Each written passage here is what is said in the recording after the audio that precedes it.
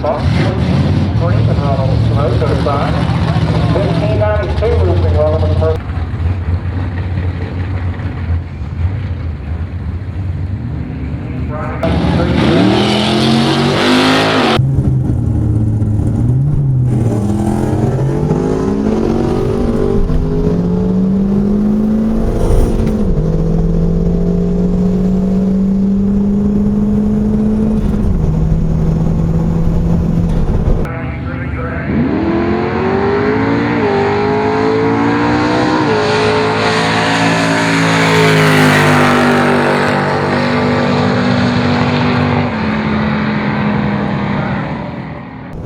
This is actually my best pass of the evening, and I'm a little ashamed to admit it. I'm just not used to racing on compounds yet.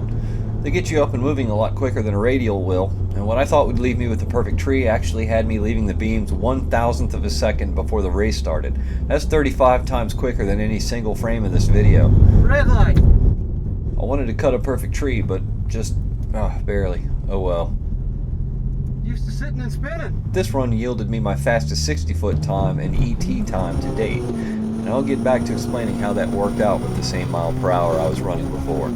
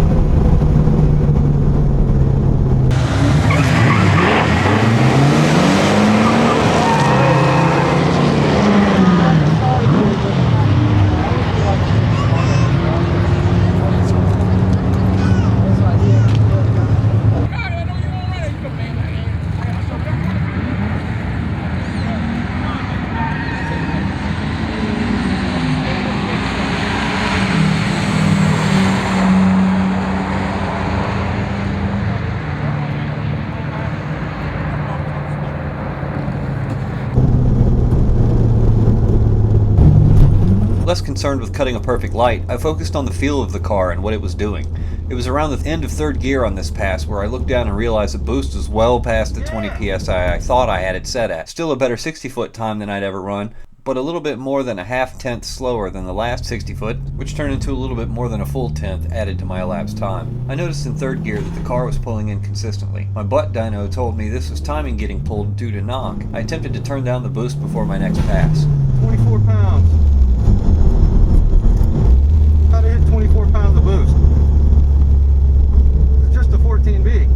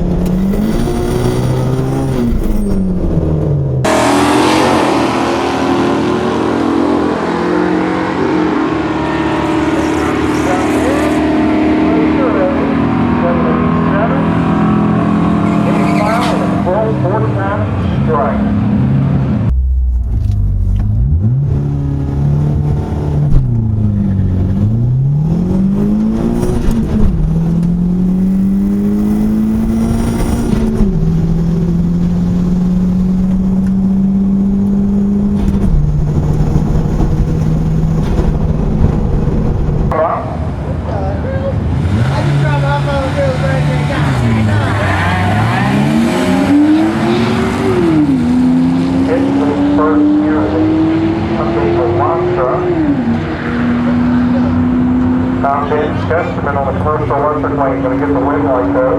1256.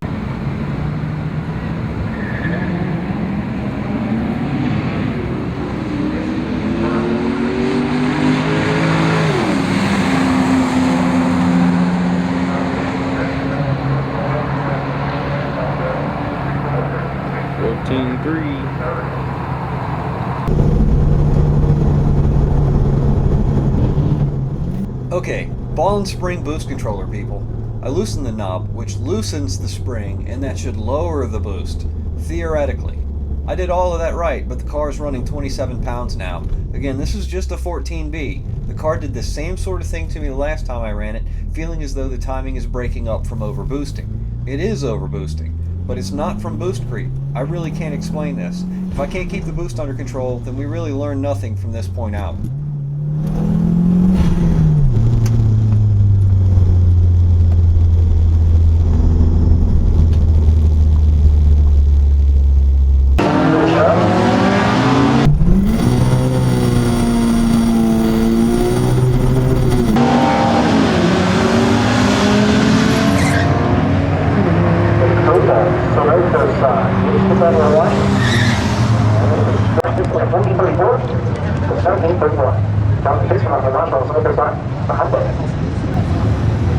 Few cars left.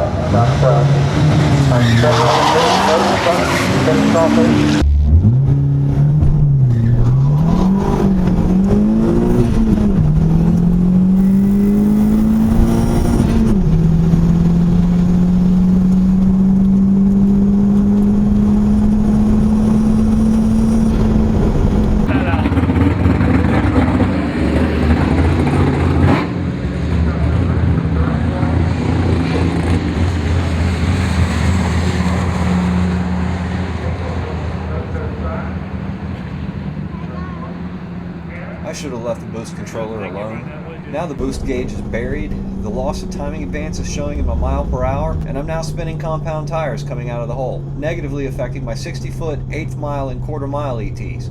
If you're spinning, you're not accelerating. The best 60-foot you can put down involves leaving the hole without a peep from your tires, but being on the very edge of breaking traction for the entire duration of that distance. It requires seat time and a familiarity with how your equipment behaves in the given conditions. What I can testify to is, I know very little about tire pressures for compound slicks and how the track temperature affects it. I'm going to be doing my research before I go back to the track next time. If I can get that figured out beforehand, then I know this car has more left in it. Here's my previous best pass. Notice the 2.23 60-foot time. My ET is a 1388 on that run. Well, there's a little trackside theory that if you shave 1/10 off your 60-foot, it turns into 2/10 off of your ET time at the end of the track. I was hoping to come out with a 1.8 or a 1.9 60-foot, as this would have left me with a much more impressive ET. But tonight I only managed a 2.040. That's 0.19 seconds quicker of a 60-foot. That same trackside theory dictates that should give me a 0.38 second quicker 1/4 mile time. 0.38 seconds. Well, what did I run? 1388 minus 0.38 seconds is a 13.50. It just demonstrated the gold standard that theory is true and proven. Work on your launch and watch your ETs drop. What happens after the 60-foot doesn't matter much if it's always the same. The best races are either won or lost on a hole shot. A 1.8 or a 1.9 60-foot would have left a much more impressive ET. But what I came out here to do tonight still illustrates that point. I'll keep trying until I figure out what works on this car. If I can get that kind of a 60-foot time out of it and keep my timing advance, this car has a low 13 in it, just like it sits.